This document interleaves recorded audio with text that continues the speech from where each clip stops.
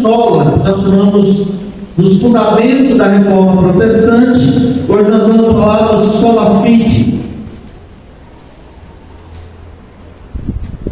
Gênesis capítulo 12. Sola fide significa somente a fé. Somente a fé. E nós iremos fazer um panorama. Primeiro um panorama bíblico, e depois nós vamos fazer um contraponto, irmãos, tentando observar mais claramente que nem sempre, mesmo os que estão dentro da igreja, confia que a fé é o único instrumento para se apropriar da graça de Deus.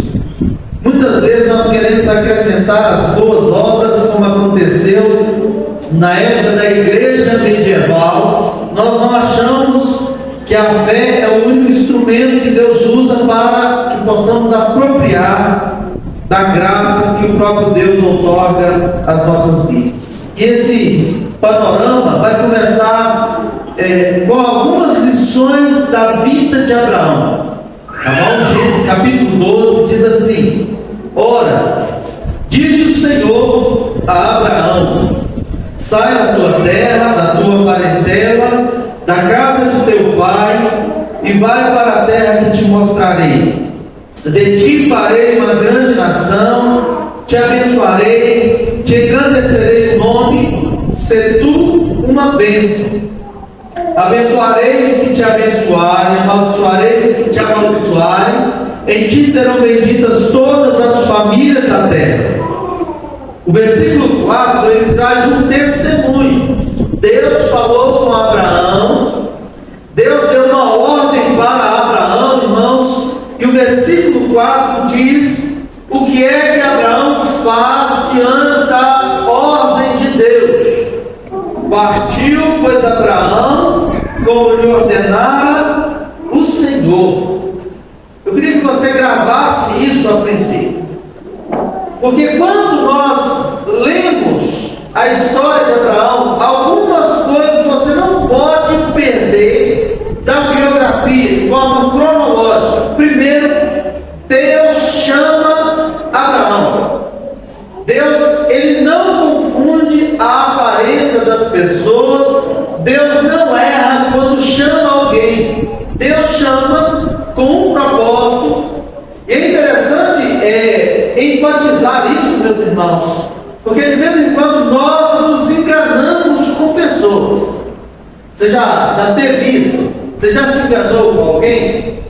A gente se engana também com pessoas dentro da igreja. A gente acha, nossa, fulano é muito crente, fulano tem muitos dons, fulano prega, fulano ora, fulano faz isso, faz aquilo outro. Aí a gente acha, irmãos, que pelo fato das pessoas evidenciarem algum tipo de habilidade, algumas qualidades ou facilidades, a gente já diz assim: nossa, como Deus usa essa pessoa é uma pessoa de Deus. Mas, irmãos, quando Deus chama alguém, Ele não está impressionado, irmãos, com a carcaça em si dessa pessoa. Ele não está impressionado com a sua origem familiar. Deus não está impressionado com os seus cursos acadêmicos, com os seus cursos teológicos. Deus não está impressionado com o seu pedigree religioso, porque Deus conhece a realidade do seu coração. A Bíblia diz que Deus não vê como o homem vê. O homem vê o exterior, Deus vê o coração, Deus vê o interior. Então, quando Deus chamou Abraão, Deus exigiu dele somente obediência. Veja, a primeira coisa que Deus fala para Abraão fazer, o texto bíblico diz que Abraão assim o fez. Eu quero ainda chamar a atenção de vocês, porque o texto bíblico, no verso 1, diz da geografia onde Abraão habitava. Isso é muito importante. Então Deus falou para Abraão, que Abraão ainda, né? Sai da tua terra, da tua parentela e da casa de teu pai, e vai para a terra que te mostrarei. A terra da parentela de Abraão, irmãos, era Ur dos Caldeus, uma terra pagã, uma terra idólatra. Por que isso aqui é importante? Porque muitas vezes a gente confunde a obra da justificação de Deus, a forma como Deus alcança, a forma como Deus graciosamente justifica o pecador morto em delitos e pecados, a gente confunde com o processo de ser inserido na igreja. A gente confunde com o processo de ser batizado na igreja. São coisas diferentes. Aqui Abraão não foi circuncidado, que era a forma embrionária do batismo, do ser inserido no povo de Deus. Deus foi lá e falou com Abraão. Deus falou com Abraão, e Abraão, diz o texto bíblico, ele fez exatamente como o Senhor Yahvé, o Deus da aliança, havia ordenado. O Deus da aliança firmou uma aliança com Abraão, deu-lhe uma ordem, e o texto bíblico diz que Abraão obedeceu. Veja, Abraão não estava na igreja, Abraão não era frequentador da escola dominical, ele estava num contexto de idolatria e paganismo. Por que isso é importante? Se alguém perguntar para você se você tem certeza da sua salvação, o que você diria? Você tem certeza que se você morresse hoje, você vai para o céu ou para o inferno? Aí você vai querer apoiar-se nas muletas religiosas. Fala, pastor, eu acho que eu não sou porque eu ainda não sou batizado. Eu acho que eu não sou salvo porque eu ainda não estou na igreja.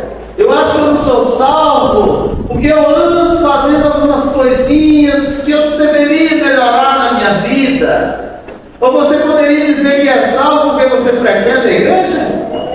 Você acha que a razão de Deus justificar você é porque você está no rol de membro da igreja? Você acha que você vai entrar no céu é porque um dia você aderiu a uma comunidade local? A justificação pela fé não está condicionada à inserção na comunidade local. Isso é um outro processo. São coisas diferentes. Eu quero que vocês entendam. O sacramento do batismo, o sacramento da ceia é coisas diferentes da justificação pela fé. Estão conseguindo acompanhar? Eu quero que vocês entendam que são temas diferentes. Se eu fosse fazer um sermão, teria que ser um sobre justificação pela fé, um sobre batismo e outro sobre a ceia. Temas diferentes. Não mistura para não ficar confuso. Mas nós nos encostamos nisso porque a gente quer dizer para Deus: Deus, eu sou um bom religioso, eu sou um bom frequentador de igreja. A gente quer chegar para Deus e dizer assim: Deus, mas eu dou dízimo na igreja. Para que com isso a gente acha que para entrar no céu precisa de algum mérito. Eu preciso ter alguma boa obra para ter certeza da salvação. Não, meus irmãos, não. Deus então chamou Abrão no meio de uma terra idólatra, pagã, e Abraão deixou toda a idolatria para trás e foi no caminho e foi confiado naquilo que Deus havia lhe falado. Então, um bom elemento aqui, para que você indague a sua vida com Deus, a sua fé, seu relacionamento com Deus. Se você está caminhando para o céu ou para o inferno, é você perguntar qual é o nível de obediência do seu coração para com Deus. Eu preciso relembrar ao seu ouvido e ao seu coração de que você tem um resumo da vontade de Deus para a sua vida nos 10 mandamentos. Qual é o nível de obediência sua com os 10 mandamentos? Qual é o nível de obediência sua a Deus? Porque não tem como você caminhar para o céu, onde lá o governo não é democrático, lá é teocrático. Então, se você está se matando aí pela democracia, então você tem que repensar, porque lá no céu não tem democracia. Lá tem teocracia. Aqui você é ensinado a se submeter por amor, a obedecer ao Rei dos Reis, ao soberano Senhor dos céus e da terra. E se o seu coração não se agrada de obedecer a palavra de Deus, se você não tem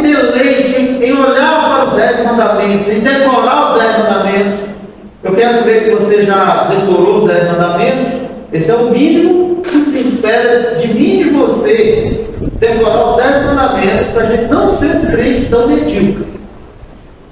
E se você não tem prazer em obedecer, em guardar os 10 mandamentos, eu não tenho dúvida nenhuma que você ainda não foi justificado pela fé. Porque uma das evidências de que você caminha para o céu é quando você tem prazer em fazer a vontade de Deus. Você obedece a Deus. Você não é obrigado a obedecer a Deus pelos homens. É um deleite do coração. Jesus Cristo, no Novo Testamento, quando ensinou o modelo da oração dominical para os seus discípulos, e por tabela para mim e para você, ele disse que nós deveríamos orar dizendo ao Pai que seja feita a tua vontade, assim na terra como no céu. Como é que eu queira, irmãos? Como é que eu oro que Deus faça a sua vontade na terra e no céu, mas eu mesmo não estou comprometido com essa vontade? É incoerência. Isso se chama hipocrisia. Isso se chama, irmãos, farisaísmo religioso, onde você parece ser um religioso, bonitinho, cheirosinho, mas no fundo, o seu coração não tem prazer em fazer o que Deus ordena na sua palavra. É lamentável, irmãos, ver que as pessoas hoje estão confiando nas obras que são trapos de imundícia que elas fazem, mas elas não se atêm em obedecer ao que Deus ordena na sua palavra. A palavra de Deus para o cristão é um prazer. Nós temos alegria, irmãos, nos mandamentos do Senhor, em ouvi-los, em obedecer, em colocar em prática nas nossas vidas. Nós oramos para que a gente viva de acordo com a vontade de Deus. Então, se você não vive uma vida de obediência às ordenanças de Deus, certamente você não caminha para o céu. Outro aspecto, irmãos, eu quero que você vire agora, vire no capítulo 17, de Gênesis, capítulo 17 de Gênesis, para a gente aprofundar um pouco mais o nosso assunto. Verso de número 9 diz assim, Gênesis 17, verso 9. Disse mais Deus a Abraão, agora Deus já mudou o nome de Abrão para Abraão, porque está relacionado com a promessa de ser pai de uma grande nação. Aí Deus falou para ele: guardarás a minha aliança, tu e a tua descendência no decurso das suas gerações.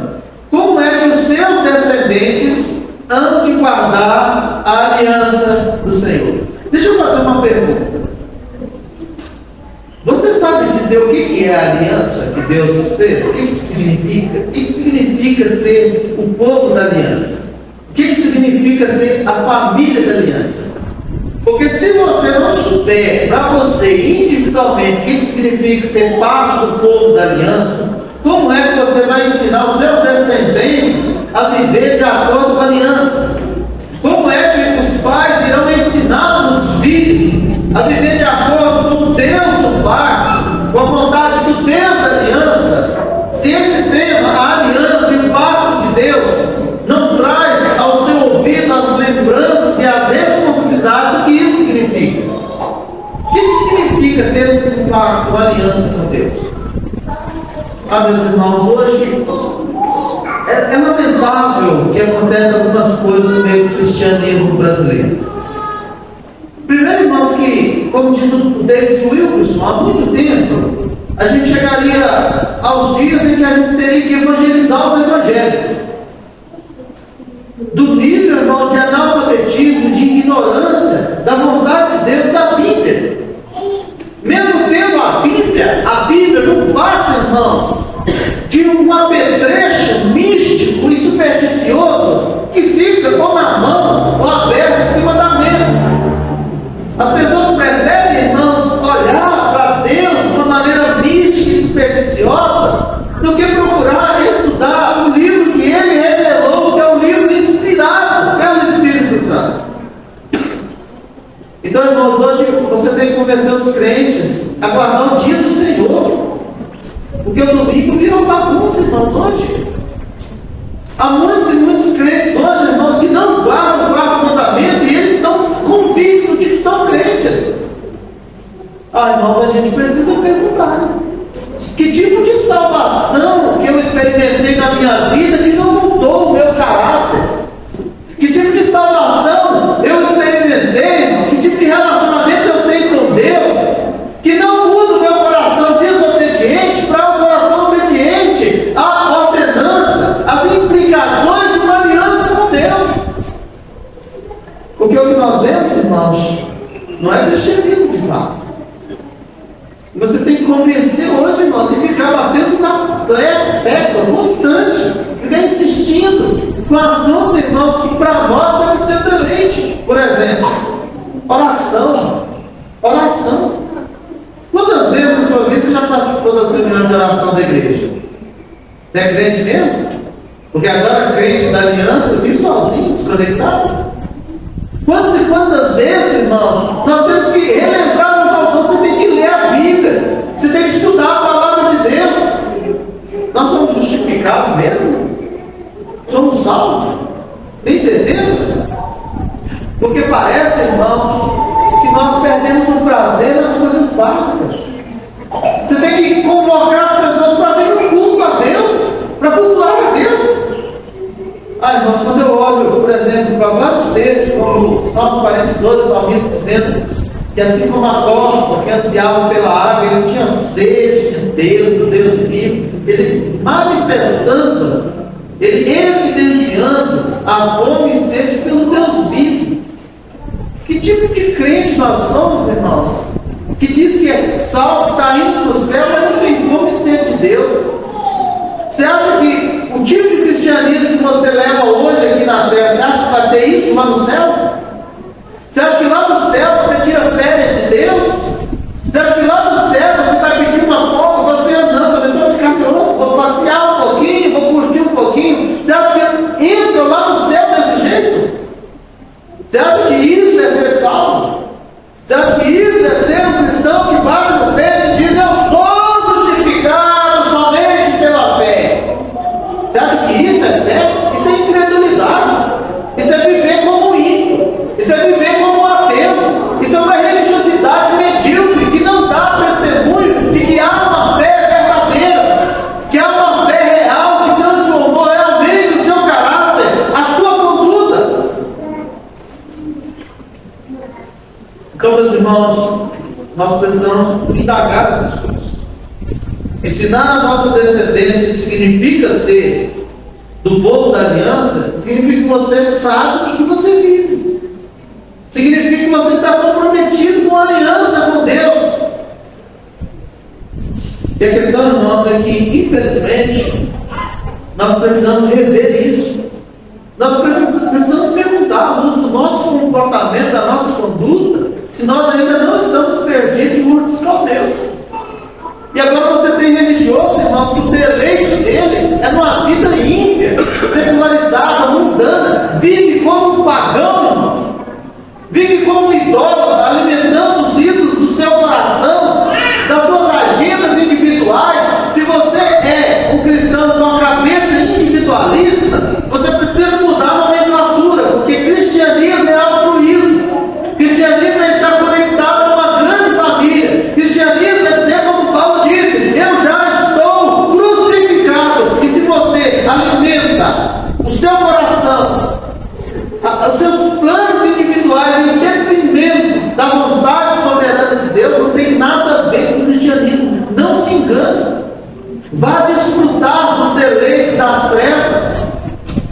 Não perca o seu tempo nas igrejas, indo e vindo em âmbitos religiosos, porque muitos ouvirão naquele dia: apartai-vos de mim, malditos, para o fogo eterno. Muitos tentarão justificar, conforme Mateus 7, os falsos profetas, os falsos crentes, dizendo: Senhor, mas eu fiz parte da igreja, eu declarei já da igreja, Senhor, Senhor, que creio no Senhor. Irmãos, até os demônios creem e estremecem. Tem gente hoje, irmãos, que está no nível pior do que os próprios demônios, e eles dizem assim: eu sou ateu, e bate no peito.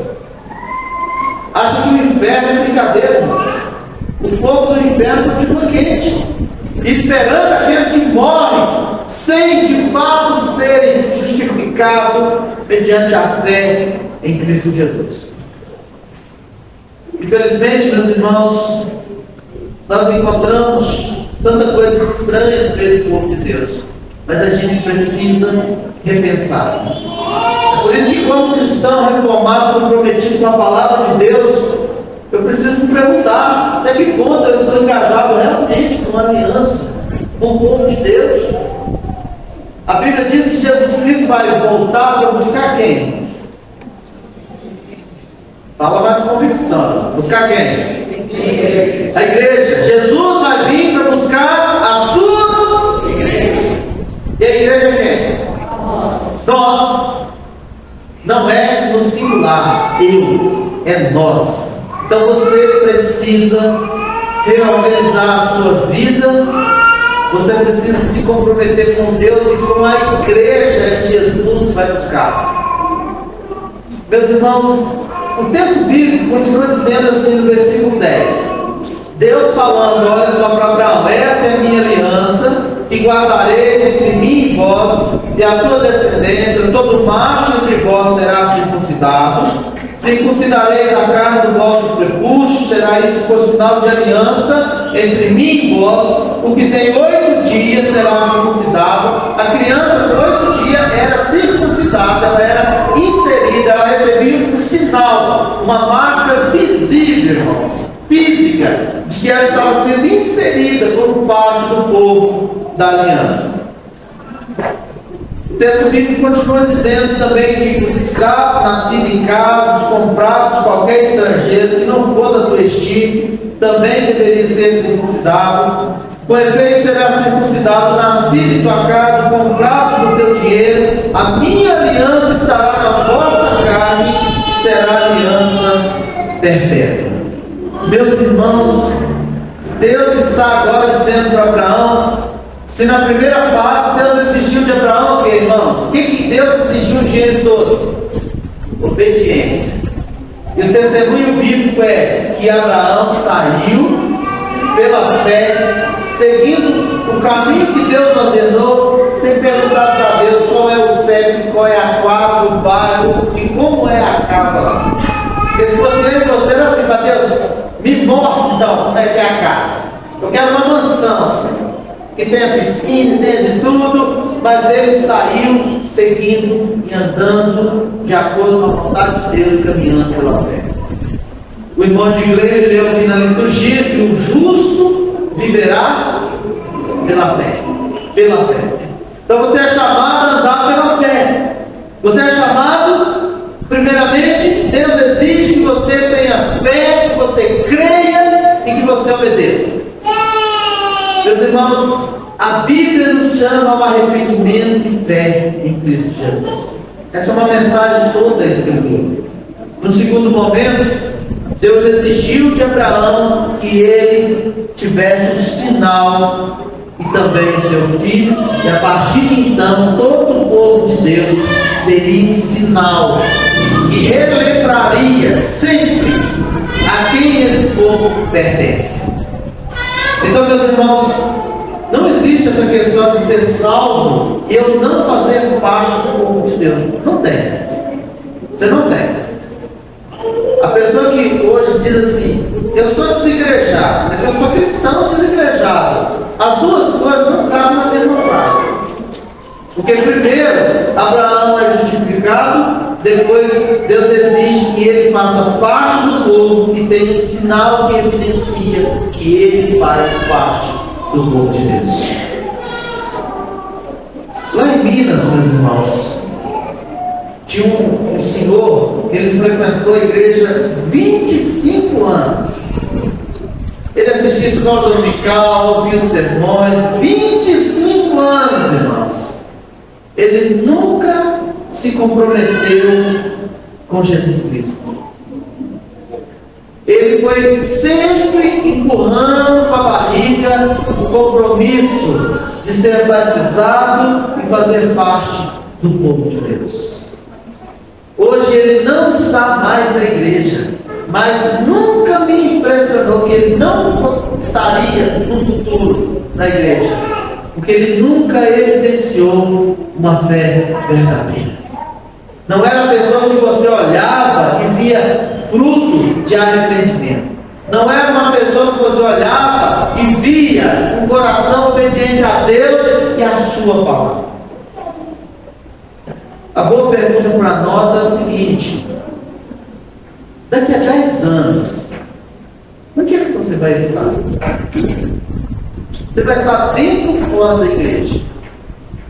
Daqui a 10 anos, se Deus te conservar com vida, você vai estar vivendo como um pagão ímpio, ou você vai estar vivendo em obediência, de acordo com a vontade soberana de Deus, com a sua vontade revelada nas Escrituras?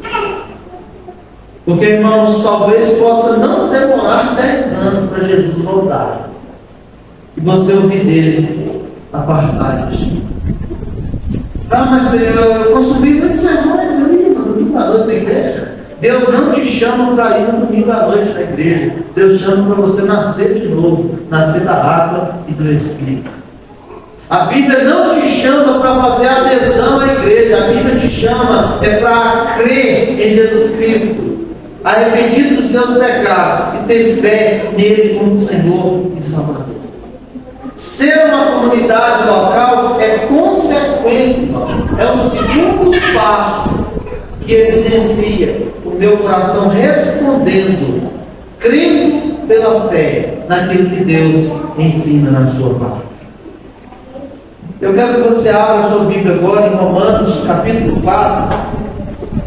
Esse panorama, irmãos, foi para mostrar a vocês pelo menos um caminho breve do argumento que Paulo vai usar no capítulo 4 de Romanos. Se eu não fizesse essa introdução, você chegaria nesse capítulo precisando ser relembrado muitas coisas que por Paulo aqui estava fresquinho na sua memória.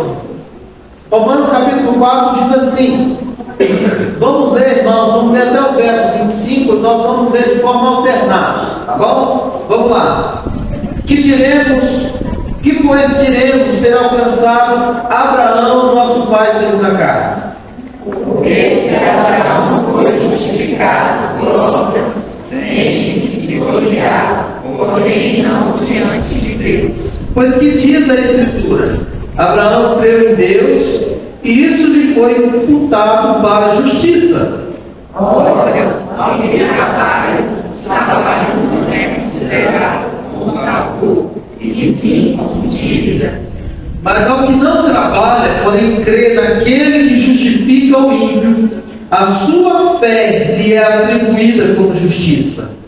E é assim também que Davi declara ser bem-aventurado o homem a quem Deus atribui justiça, independentemente de obras. Bem-aventurados aqueles cujas iniquidades são perdoadas e cujos pecados são cobertos.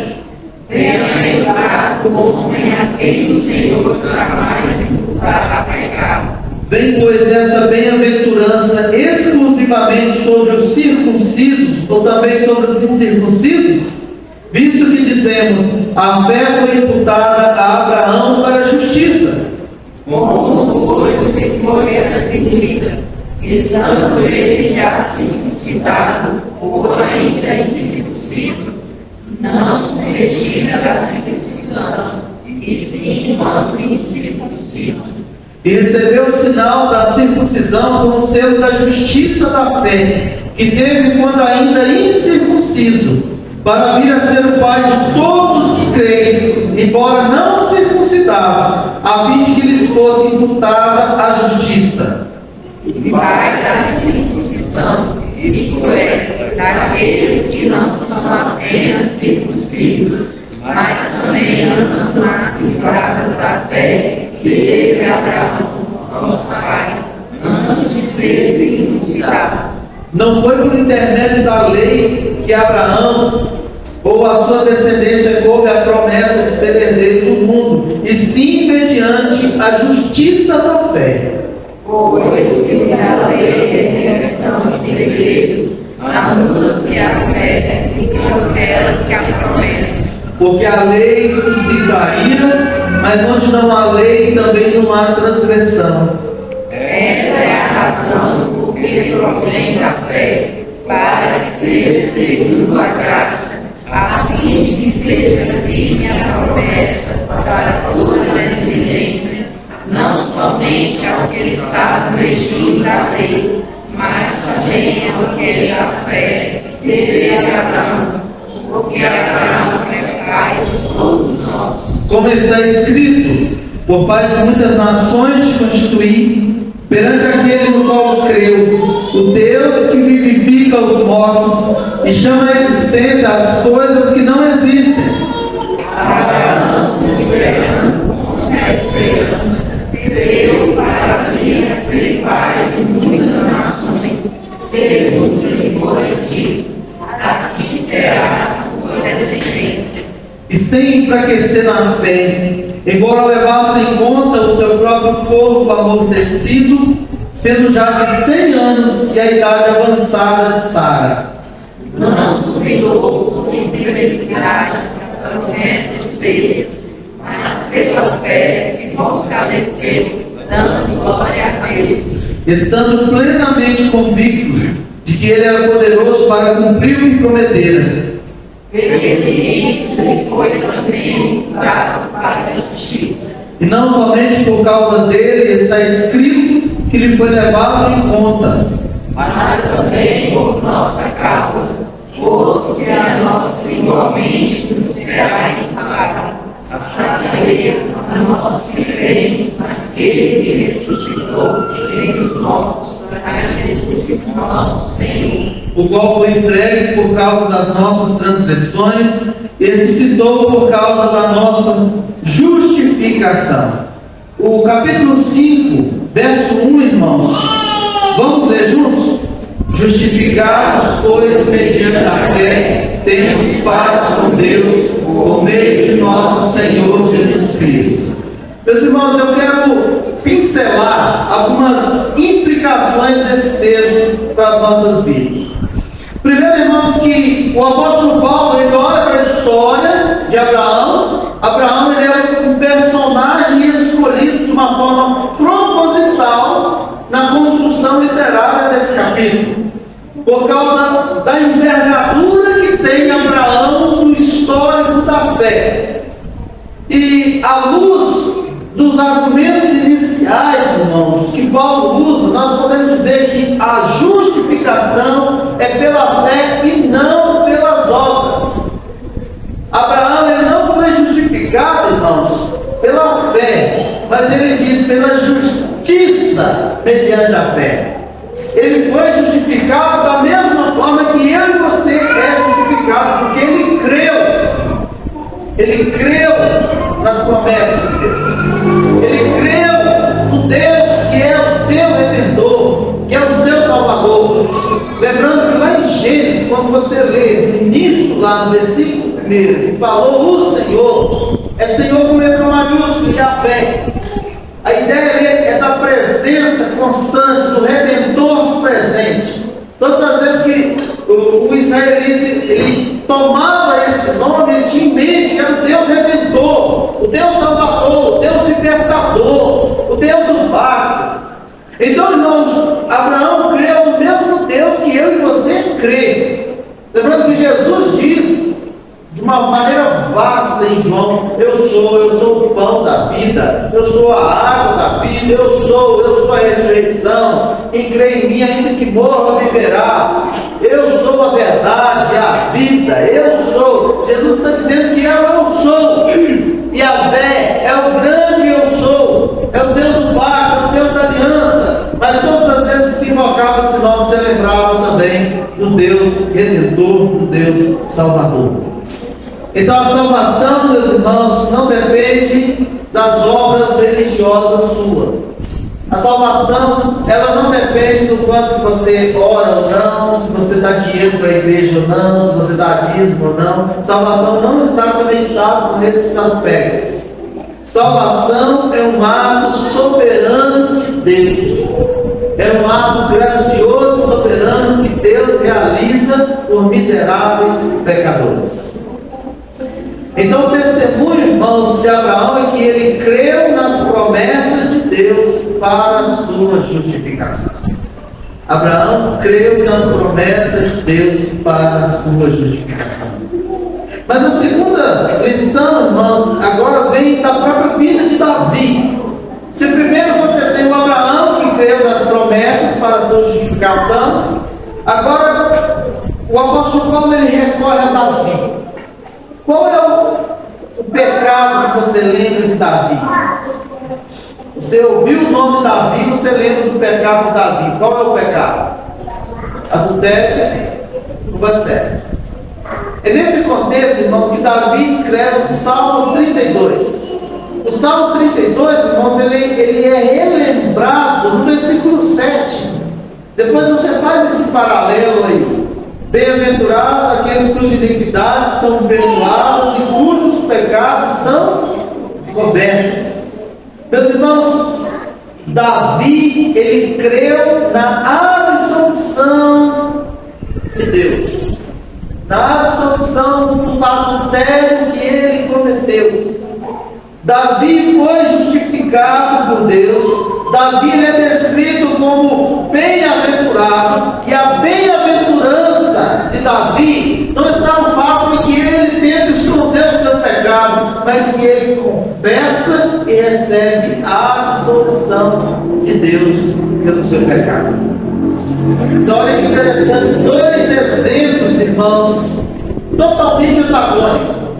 Um que lá nas trevas, no paganismo e idolatria, crê na promessa de Deus e é justificado. Agora outro que está no fundo do pecado, do abismo, Deus também o tira de lá e ele recebe a bem-aventurança do perdão de Deus. No verso 8 ele diz: bem-aventurado o homem a quem o Senhor jamais imputará pecado. Porque, irmãos, em suma, tanto Abraão como Davi, o pecado deles foi imputado juntamente com o meu e o seu em Jesus Cristo. É por isso que o meu e o seu pecado foi imputado em Cristo, mas a justiça de Cristo foi imputada a nós. Seria mais ou menos assim: alguém parasse você e falasse assim: me passa o seu Pix, vou fazer um Pix de 10 mil para você agora. Você ia achar ruim? E qual era o mérito seu no Pix que você recebeu gratuitamente? Presente, bênção. A gente só faria assim: obrigado, Senhor. É exatamente o que eu e você temos que fazer ao receber a justificação graciosa de Deus. Dizer: graças a Deus, obrigado, Senhor. Eu estava em trevas, como Abraão ou como Davi. Esses dois exemplos, nenhum dos dois eu e você estamos. Ou você é o Davi, ou você é o Abraão, lá em Ur dos Caldeus, ou o outro no abismo do pecado. Mas a graça de Deus não atua tendo como objetivo o retorno, a retribuição da parte humana. Percebe que não há obras nenhuma que seja proveitosa para a salvação desses dois exemplos. Era eu e você, antes de ser alcançado por Jesus Cristo, antes de recebermos a salvação. O apóstolo Paulo diz assim: ele nos deu vida estando vós mortos nos vossos delitos e pecados, nos quais andávamos no próprio. Eu e você andávamos nesses delitos e pecados, segundo o curso deste mundo, segundo o príncipe da potestade do ar, que agora atua no espírito da desobediência. Então eu e você andávamos em trevas, em pecado, em desobediência. Satanás reinava em nós, escravizava eu e você. Eu sempre digo que, à luz de Efésios 2, sem Jesus, todo homem é endemoniado. É só você ver lá. Outrora, na minha e na sua vida, Satanás governava. Como diria o bom mineiro, Satanás andava a cavalo em nós, montado lá. E não tinha esse negócio de ficar virando o olho, não, para ser endemoniado, não. É só você olhar o nível de afronta, de impiedade que essas pessoas vivem.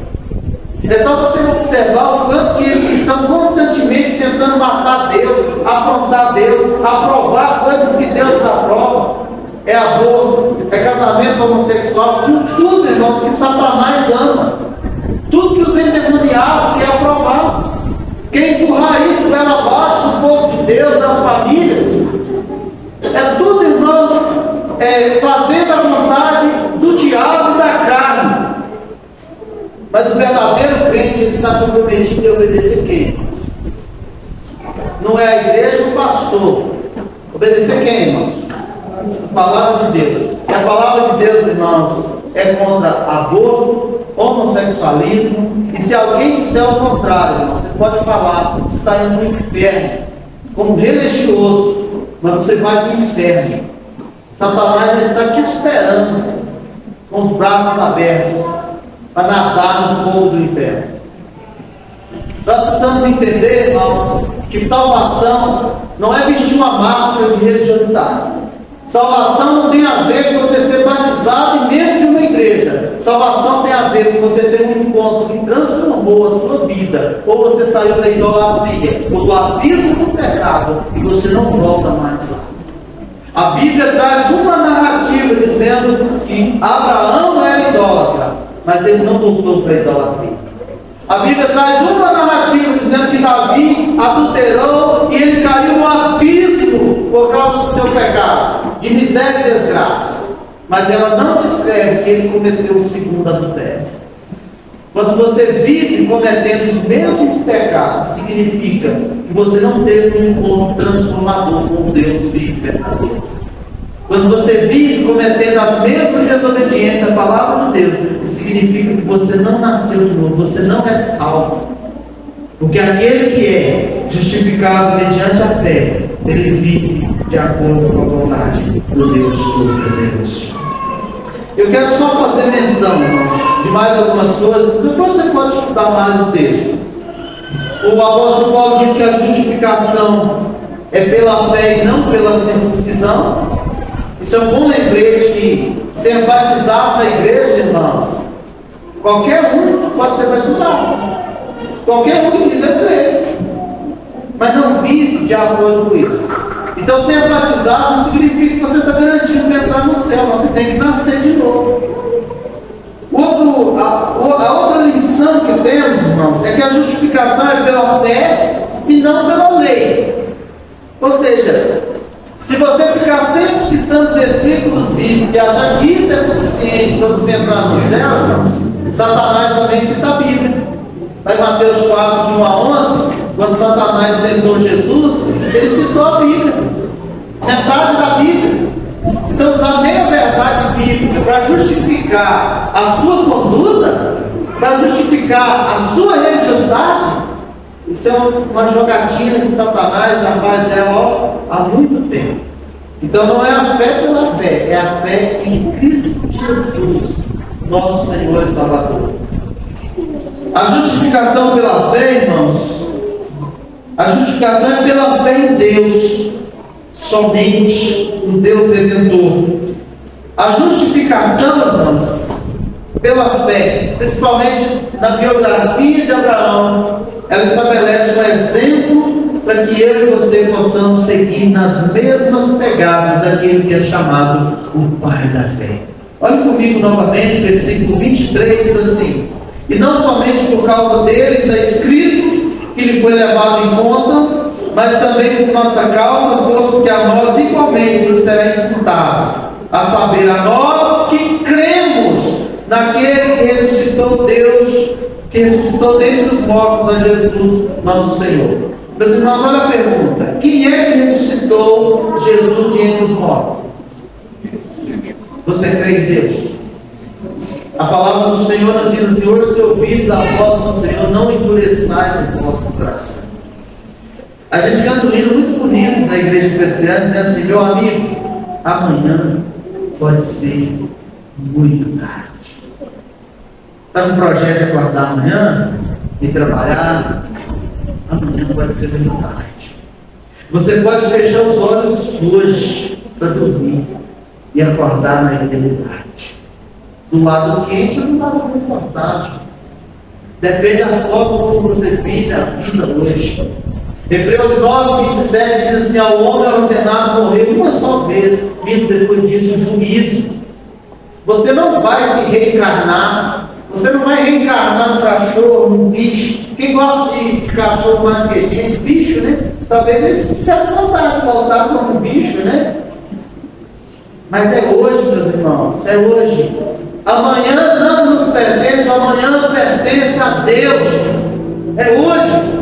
Se você ouvir a voz do Senhor, a sua vida precisa ser ajustada com um Deus Todo-Poderoso, para que você entre no gozo bendito do Pai Celeste.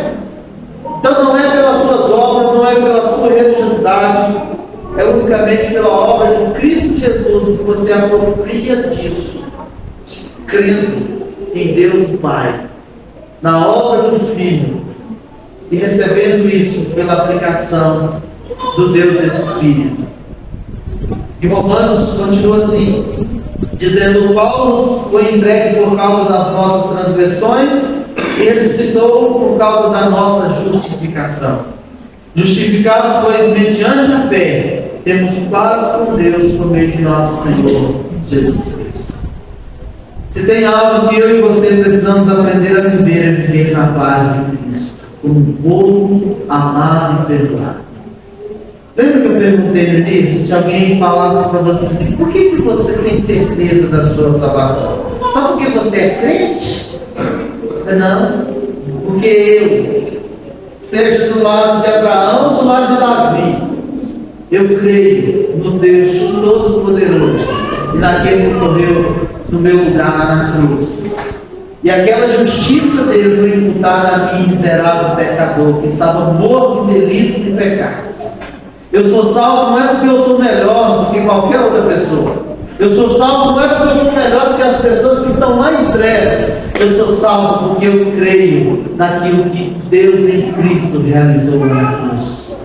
Eu sou salvo mediante a fé em Cristo Jesus, não mediante as minhas obras benignas. A minha e a sua obra é trapo de imundícia diante de Deus. Que Deus tenha misericórdia de nós. Que Deus nos firme na verdadeira graça redentora. Feche os seus olhos.